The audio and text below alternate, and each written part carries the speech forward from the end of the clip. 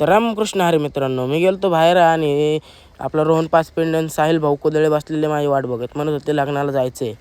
तर आलो लगेच नाटापाटा करून लग्नाला.